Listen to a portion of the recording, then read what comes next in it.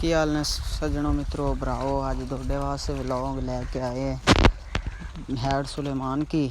असी जा रहे सी दीपालपुर तो असी क्या लंघने हैड सुलेमान की पुल तो दोस्तों के नज़र दोस्तों विखाते चलीए। अगे भी एक साड़ी व्लॉग असी बनाई है हैड सुलेमान की पुल दी ते असी हुण पिछे थोड़े जे ते असी स्टार्ट किया व्लॉग बनाना।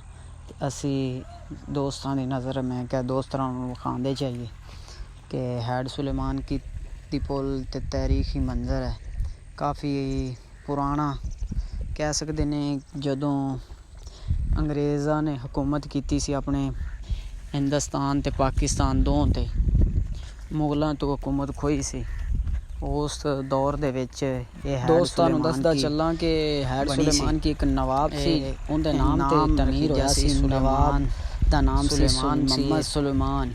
उन्हें अपने नाम ते सुलेमान उन्होंने शार्ट करके लिख दिता सी हैड। हैड दा मतलब तो हैड ही है ते सुलेमान दे नाम तो ये मशहूर हुई सी। ए दोस्तां दी नज़र है दरिया ते हैड है वेखदे चलो दोनों विखाते चलिए। असी ए पुल ते जा रहे हैं ते पुल दी तमीर हुई सी 1930 दे विच हुई सी। 23 विच 20 शुरू हुई सी ते सॉरी 1923 विच मुकम्मल तमीर हुई सी। 1920 दे विच स्टार्ट हुई सी ते तकरीबन 3 सालां दे विच मुकम्मल हो गई सी 1923 विच ते इनू 100 साल हो चुके हैं इस पुल नू। ते कुछ अरसा पहले 2016 दे विच ठेका दिता गया सी चैनियां नू।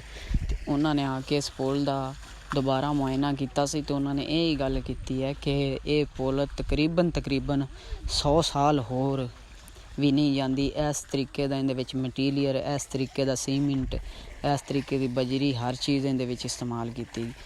दोस्तों दोनों दसदा चलना है रेंजर हैड क्वार्टर है किहड़ा हैड विंग के नाम ते मशहूर है बहुत।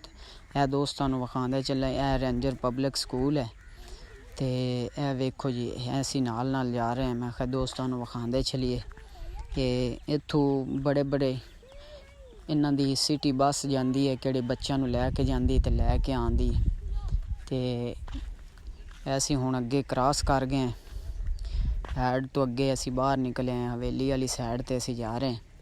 तो दोस्तों की नज़र मैं क्या यार दसते चलिए काफ़ी अरसे तो दिल करता सी इन्हां गल्लां नूं चीज़ां विखाइए ते दसीए कि साडे कोल मालूमात है देइए ताकि इस पुल की तहरीक ते इस रस्ते की तहरीक ते हर एक चीज़ नूं किसी नूं नहीं भी पता तो उन्होंने पता होना चाहिए कि कोई इत्थों लंघदा कदे जिंदगी दे विच ते फिर इन्हां चीज़ां नूं वेख के ते याद करके कहता है कि यार वाकई ही साडे मुल्क दे विच भी इहो जिहियां चीज़ां हैं किहड़ियां 100 साल 200 साल 150 साल 100 साल तो साडे मुल्क दे विच हैं ते ओह अपने वजूद विच खड़ियां ने।